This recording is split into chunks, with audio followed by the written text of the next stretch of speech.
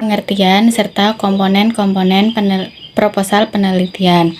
Yang pertama yaitu pengertian proposal penelitian. Proposal merupakan laporan yang berisi usul untuk mengadakan program tertentu. Proposal dibuat oleh seseorang atau pihak tertentu yang disampaikan kepada pihak lain yang meminta atau tertarik dengan kegiatan atau program yang diusulkan tersebut. Proposal penelitian adalah jenis proposal yang digunakan pada bidang karya ilmiah akademik yang biasanya dibuat oleh mahasiswa. Bentuk proposal berupa dokumen tentang rencana seseorang peneliti dalam penelitiannya. Proposal menjadi bukti keseriusan dalam merencanakan sebuah penelitian.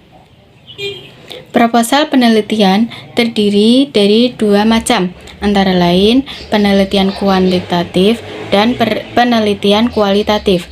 Penelitian kuantitatif, peneliti dilakukan berangkat dari adanya suatu permasalahan. Masalah merupakan penyimpanan dari apa yang seharusnya dengan apa yang terjadi. Penyimpanan antara rencana dengan pelaksanaan, penyimpanan antara aturan dengan pelaksanaan. Yang kedua, penelitian kualitatif. Dalam penelitian kualitatif, karena permasalahan yang diteliti sudah jelas, realitas dianggap tunggal, tetap teramati, pola berpikir deduktif, maka proposal penelitian kualitatif dipandang sebagai blueprint yang harus digunakan sebagai pedoman baku untuk melaksanakan dan mengendalikan penelitian.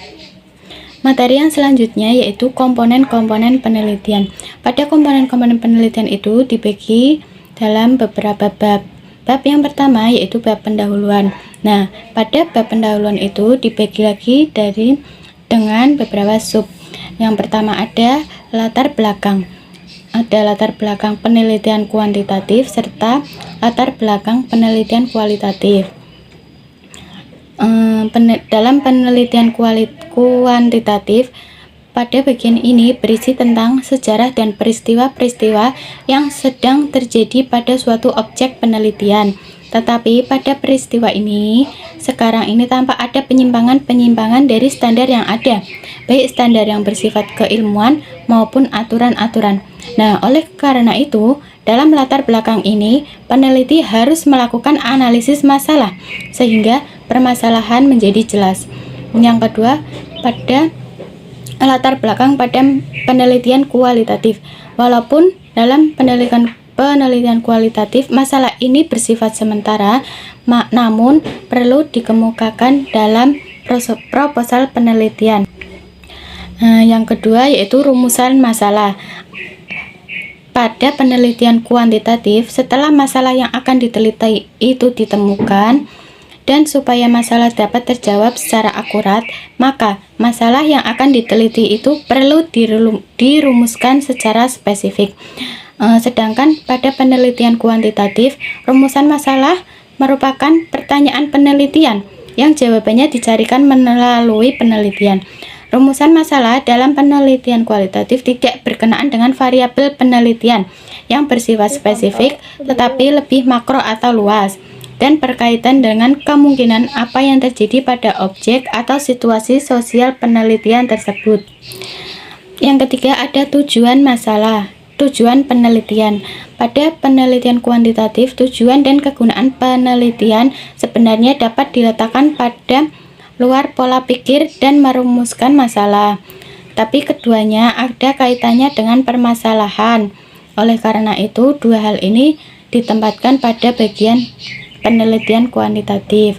Yang kedua, penelitian kualitatif. Dengan metode ini, maka peneliti dapat menemukan pemahaman luas dan mendalam terhadap situasi sosial yang kompleks, memahami interaksi dan situasi sosial tersebut sehingga dapat ditemukan pola hubungan yang akhirnya dapat dikembangkan menjadi teori. Yang terakhir ada manfaat penelitian. Pada penelitian kuantitatif, manfaat merupakan dampak dari tercapainya tujuan. Kalau tujuan penelitian dapat tercapai dan rumusan masalah dapat terjawab secara akurat, maka kegunaannya sudah tepat. Yang kedua ada penelitian kualitatif. Untuk penelitian kualitatif, manfaat penelitian lebih bersifat teoritis, yaitu pengembangan ilmu, namun juga tidak menolak manfaat praktisnya untuk memecahkan suatu masalah. Itu saja materi yang pertama. Terima kasih. Untuk selanjutnya yaitu tinjauan pustaka. Tinjauan pustaka berarti bahasan mengenai hasil penelitian terdahulu yang sejenis maupun landasan teori yang ada hubungannya dengan penelitian yang dilakukan oleh penulis. Nah, tinjauan pustaka ini harus menggunakan rujukan berupa jurnal-jurnal ilmiah atau buku-buku yang penulisnya itu jelas. Nah, selanjutnya ada metode penelitian. Metode penelitian ini memuat yang pertama itu ada tipe penelitian. Tipe penelitian itu dibagi menjadi dua, yaitu tipe penelitian kuantitatif dan tipe penelitian kualitatif. Tipe penelitian kuantitatif adalah tipe penelitian yang berupa angka, yang berbentuk angka, sedangkan penelitian kualitatif adalah penelitian yang berbentuk skema, gambar, atau kata. Seperti itu. Yang selanjutnya, metode penelitian itu memuat lokasi dan waktu penelitian. Lokasi dan kondisi wilayah serta waktu pelaksanaan penelitian itu harus disertakan pada bagian lokasi dan waktu penelitian. Yang ketiga, metode penelitian memuat populasi dan sampel. Populasi adalah kumpulan dari objek yang diteliti.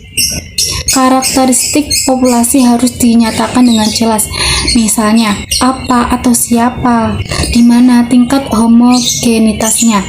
Yang keempat, jenis dan sumber data. Bagian ini menjelaskan jenis data dan sumber data yang dikumpulkan. Jenis data yang digunakan adalah berupa data kualitatif dan data kuantitatif. Sedangkan sumber data yang digunakan berupa data primer dan data sekunder. Yang kelima, metode penelitian ini berupa teknik pengumpulan data. Pada bagian ini, harus memuat uraian lengkap dan rinci tentang rancangan penelitian. Rancangan atau desain penelitian diartikan sebagai strategi untuk melaksanakan penelitian. Pada bagian ini, langkah-langkah dan prosedur pengambilan serta pengumpulan data, misalnya pengukuran langsung, observasi, pelaksanaan tes, dan lain-lain. Yang keenam, teknik analisis data. Teknik analisis data digunakan perlu diuraikan termasuk alasan pemilihannya. Apabila teknik analisis data yang dipilih sudah cukup dikenal, maka pembahasannya tidak perlu dilakukan secara panjang lebar. Sedangkan sebaliknya, jika teknik analisis yang digunakan jarang digunakan, maka uraian tentang analisis perlu diberikan penjelasan secara rinci. Yang terakhir, definisi operasional variabel. Pada bagian ini diperlukan untuk menjelaskan bagaimana suatu variabel diukur ketika penelitian akan dilakukan. Definisi operasional variabel hendaknya disajikan dalam bentuk tabel yang menunjukkan variabel, definisi, indikator, variabel, skala, pengukuran, dan lain-lain.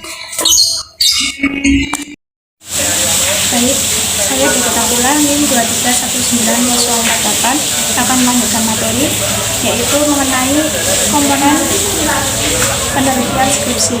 Nah, komponen itu yang pertama ada pendahuluan. Nah, pendahuluan itu terdapat latar belakang.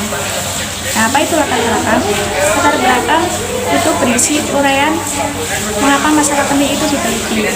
Kemudian yang kedua ada rumusan masalah. Rumusan masalah adalah uraian pertanyaan tentang keadaan, fenomena, dan atau konsep yang memerlukan pemecahan atau memerlukan jawaban melalui suatu penelitian dan pemikiran yang mendalam. Kemudian ada tujuan penelitian. Tujuan penelitian adalah suatu yang ingin dicapai oleh peneliti. Antara latar belakang, rumusan, dan tujuan penelitian harus memiliki arah yang jelas. Kemudian ada manfaat penelitian. Nah, manfaat penelitian itu penting bagi hasil penelitian.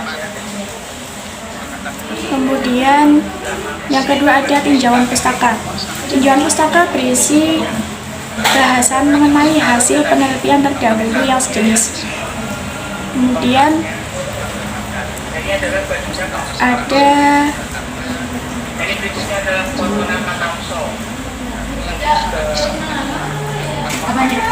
landasan teori. Landasan teori mencakup teori analisis atau pemodelan sistem. Yang kedua ada kerangka pikir. Dan yang ketiga ada hipotesis. Kemudian yang kedua metode penelitian.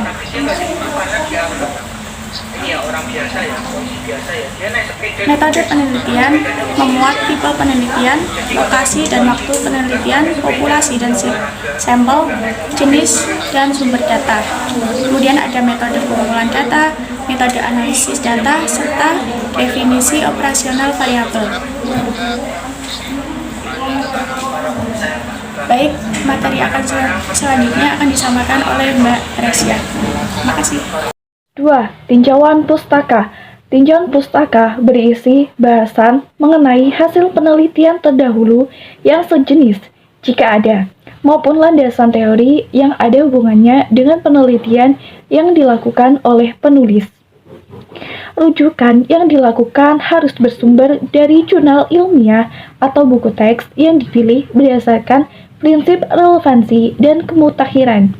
Semua sumber yang digunakan harus disebutkan dengan mencantumkan nama penulis dan tahun penerbitan, serta dicantumkan secara lengkap di bagian daftar pustaka.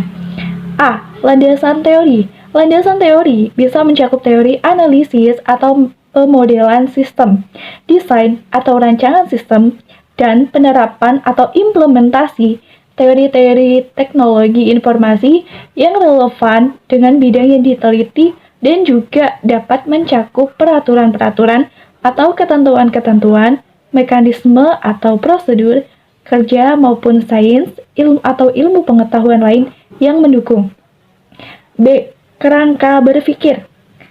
Bagian ini dimaksudkan untuk memberikan kerangka dasar yang komprehensif mengenai konsep, prinsip, atau teori yang akan digunakan untuk pemecahan masalah.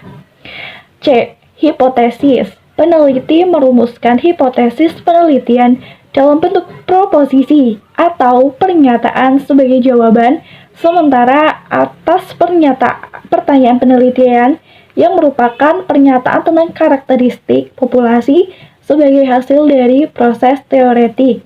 Hipotesis penelitian dirumuskan berdasarkan kerangka berpikir. D. 3. Metode penelitian.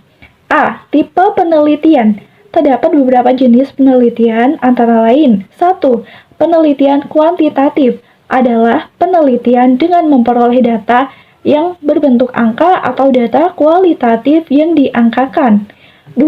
Penelitian kualitatif adalah penelitian dengan memperoleh data yang berbentuk kata, skema, dan gambar. B. Lokasi dan waktu penelitian. Lokasi dan waktu dan kondisi wilayah disesuaikan dengan jenis penelitian serta waktu pelaksanaan penelitiannya. C. Populasi dan sampel. Populasi adalah kumpulan dari objek yang diteliti. Bila karena ukuran populasi atau population size besar, sehingga tidak mungkin mengumpulkan data dari seluruh anggota populasi, peneliti dapat memilih sampel sebagai. Assalamualaikum warahmatullahi wabarakatuh. Perkenalkan, nama saya Afridah Nayani, NIM 2319070. Di sini saya akan menjelaskan bab-bab hasil penelitian dan pembahasan. Yang pertama ada deskripsi lokasi penelitian. Deskripsi lokasi penelitian atau disebut juga gambaran umum. Lokasi penelitian sebelum penulis menyajikan data hasil penelitian lebih dahulu, memberikan gambaran umum kepada lokasi penelitian yang didukung data primer atau sekunder. Terus yang kedua ada hasil penelitian. Penyajian hasil penelitian memuat deskripsi sistematik tentang data dan temuan yang diperoleh yang disusun dalam bentuk dan susunan variabel yang telah diproses atau diolah sehingga mudah dipahami oleh pembaca. Hasil penelitian dapat berupa narasi, analisis, statistik. Terus yang C ada pembahasan merupakan tempat peneliti mengemukakan pendapat dan argumentasi secara bebas, tetapi singkat dan logis. Tujuan pembahasan adalah menjawab pertanyaan penelitian atau rumusan masalah. Terus yang bab kelima ada kesimpulan dan saran. Kesimpulan merupakan pernyataan singkat dan tepat yang dijabarkan dari hasil peneliti dan pembahasan serta merupakan hasil pengujian hipotesis atau pencapaian tujuan penelitian. Saran dibuat berdasarkan hasil penelitian dan pengalaman serta pertimbangan peneliti yang ditunjukkan kepada para peneliti lain yang akan mengembangkan penelitian, misalnya para